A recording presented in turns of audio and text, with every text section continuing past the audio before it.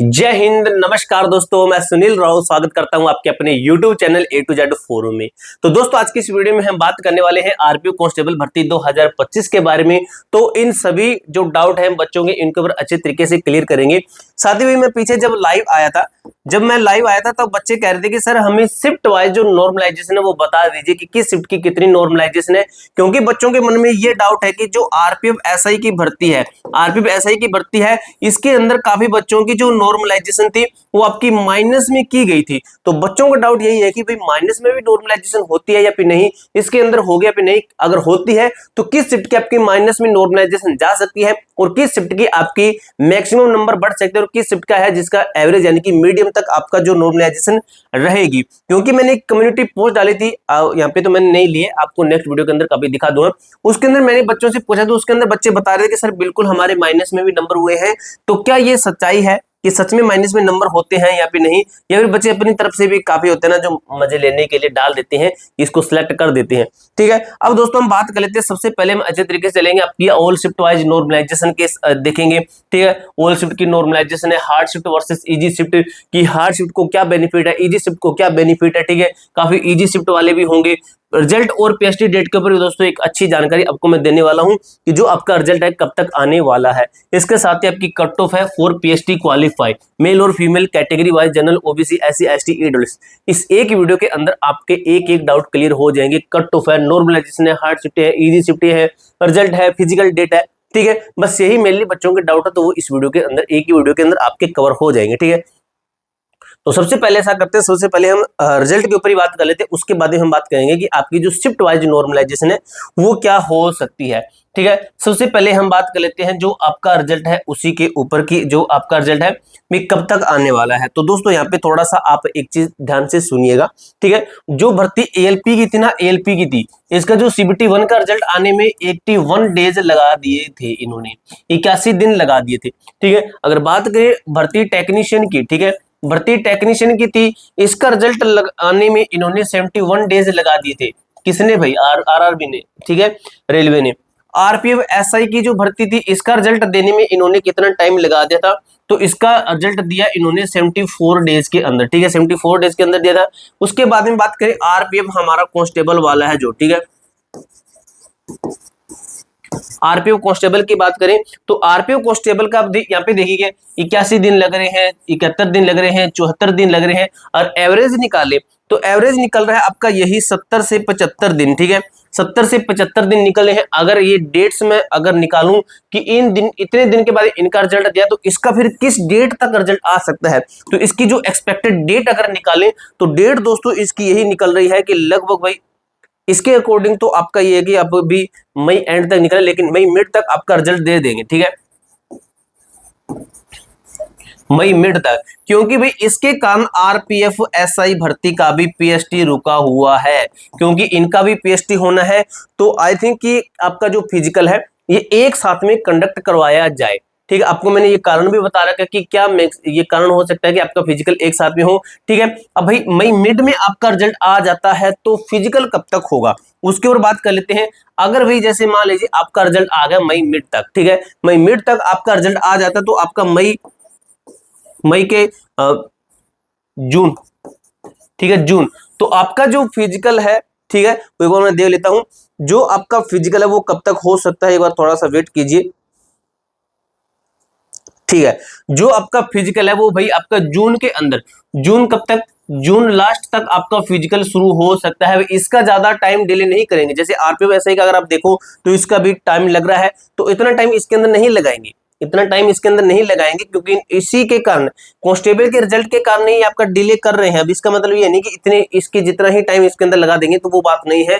जून last तक आपका physical शुरू हो जाएगा, जून या फिर जुलाई मान सकते हैं कि जुलाई फर्स्ट आ सकता है। ठीक है, जुलाई फर्स्ट आ सकता है, लेकिन मैक्सिमम टू चांसेस भी है कि आपका जो फिजिकल है जून लास्ट तक आपका शुरू करवा सकते हैं।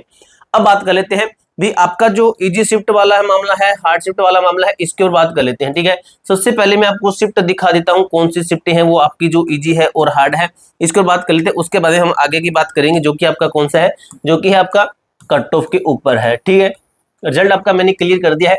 अब दोस्तों सबसे जो हार्ड शिफ्ट, टॉप की 3 हार्ड शिफ्ट की अगर आपको मैं नॉर्मलाइजेशन बताऊं तो वो क्या हो सकती है, तो वो क्या हो सकती है उसके ऊपर बात करें तो सबसे टॉप 3 हार्ड शिफ्ट आपकी ये वाली है, ठीक है। ये वाली है कि 2 मार्च की, 12 मार्च की, 12 मार्च की।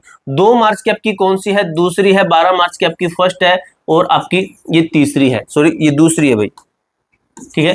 ये दूसरी है, दूसरी पहली दूसरी, ठीक है। इस तरीके से अगर इनकी मैक्सिमम टू जाने कि नॉर्मलाइजेशन कितनी आ सकती है तो इनको दोस्तों लगभग आप ये मान के चलिए कि 8 से 10 नंबर तक इनकी नॉर्मलाइजेशन आ सकती है।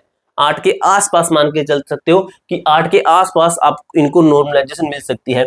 उसके बाद में बात करें आगे की जो 3 हार्ड शिफ्टें हैं इनकी नॉर्मलाइजेशन क्या हो सकती है? 2 मार्च की, 17 मार्च की, 4 मार्च की है, ठीक है। यह आपकी पहली शिफ्ट है और ये आपकी थर्ड शिफ्ट है और ये आपकी थर्ड शिफ्ट है, ठीक है। तो इनकी अगर नॉर्मलाइजेशन की बात करें तो लगभग ये मान के चलिए कि 6 नंबर के आसपास इनकी नॉर्मलाइजेशन हो सकती है, ठीक है। कितने नंबर? 6 नंबर के आसपास। आगे की जो शिफ्टें हैं दोस्तों, जो ये वाली शिफ्टें हैं इनको भी 1-2 नंबर मिल सकते हैं। अब दोस्तों बात आती है कि सबसे इजी शिफ्ट को क्या मिलेगा। तो इजी शिफ्ट को क्या मिलेगा भाई? तो जरूरी नहीं होता है कि इजी शिफ्ट के माइनस में नंबर जाए, ठीक है। कि माइनस के अंदर 0 है, माइनस में 5 है, माइनस में 10 है, माइनस में 20 है, जो भी है कि जरूरी नहीं होता है कि इनका नंबर माइनस में जाए, ठीक है। आपको मैं बता दूं रेयर ही चांसेस बनते हैं कि माइनस में किसी बच्चे के नंबर किए जाए, ठीक है। अब इनको दोस्तों मैं आपको बताऊं इसी शिफ्ट के अंदर 10% बच्चे ऐसे बैठे होंगे जिनको नॉर्मलाइजेशन मिलेगी लगभग +8 तक भी, ठीक है। वो एक अलग कंडीशन बनती है, इनका जो फॉर्मूला है उसके हिसाब से वो कोई भी नहीं समझ पाया आज तक, ठीक है। मैं ये कहता हूं कि इस शिफ्ट के अंदर काफी सारे एग्जाम देखे हैं मैंने, रेलवे के देखे हैं, एसएससी के देखे हैं, जिनके अंदर सबसे इजी शिफ्ट वाला कोई बच्चा होता है उसको अच्छी खासी नॉर्मलाइजेशन मिल जाती है, क्योंकि भाई उसका एग्जाम ही कुछ इस तरीके से वो होता है। और कैसे एक्यूरेसी भी कहते हैं कि कुछ लोग कहते हैं कि मायने रखता है, वो अलग है भाई, ठीक है। आपको बता दूं क्लियर है, किसी को भी नहीं पता है। अब इसके अंदर भी काफी बच्चे ऐसे होंगे जिनको नॉर्मलाइजेशन अच्छी खासी मिल जाएगी, लेकिन मानने में ये है कि 90% ई शिफ्ट के बच्चों को बेनिफिट नहीं होगा। जो सबसे आपकी जो ऊपर मैंने दिखाई है सबसे हार्ड शिफ्ट वाले, जो सबसे हार्ड शिफ्ट है आपकी ये वाली, तो इसके अंदर क्या है? तो इसके अंदर आपको बता दो 90% बच्चों को बेनिफिट होगा और 10% बच्चों को बेनिफिट नहीं होगा, ठीक है। नहीं होगा क्योंकि 10% बच्चों को हो सकता है कि उनको एक नंबर भी ना मिले, ठीक है, ऐसा भी हो सकता है, ठीक है। आपको मैंने बता दिया अच्छे तरीके से कि नॉर्मलाइजेशन का आपका फंडा बिल्कुल यही रहने वाला है, ठीक है। उसके बाद में हमारा क्या था?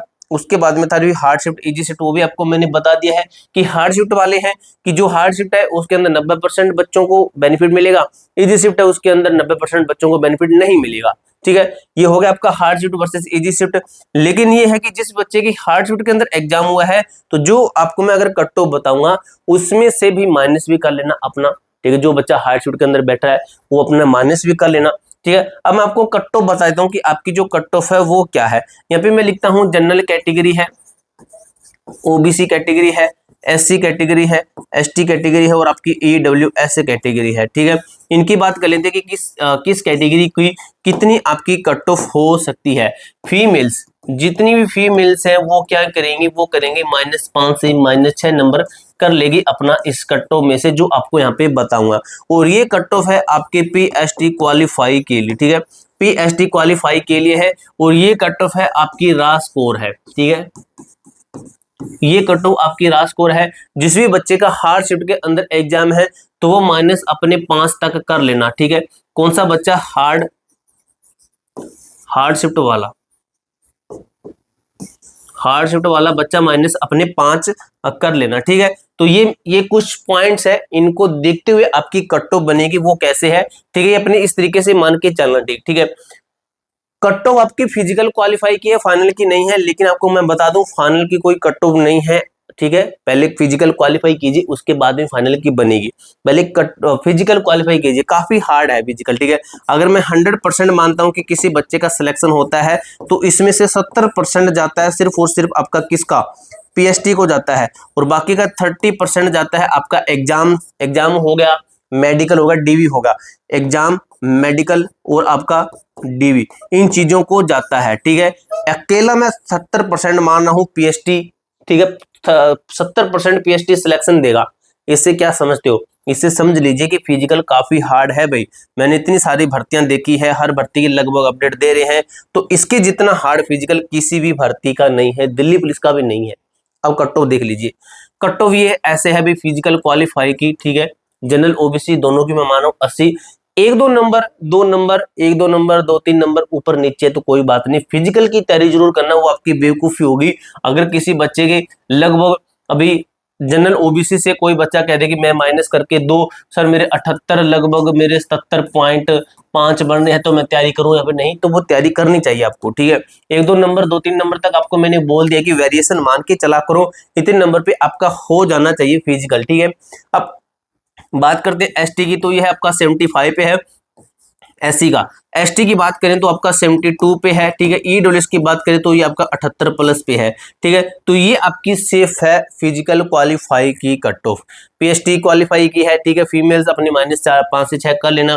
और आपके क्या डाउट थे, ठीक है। फिजिकल है, रिजल्ट है, ये सभी आपके मैंने डाउट क्लियर कर दिए हैं, ठीक है। ऑल शिफ्ट का था रिजल्ट, पीएसटी कट ऑफ, सब कुछ आपका मैंने डाउट क्लियर कर दिया है, ठीक है। इसके अलावा आपका कोई डाउट रहता है, कोई क्वेरी रहती है तो कमेंट बॉक्स में पूछ लेना भाई, उसका रिप्लाई मिल जाएगा।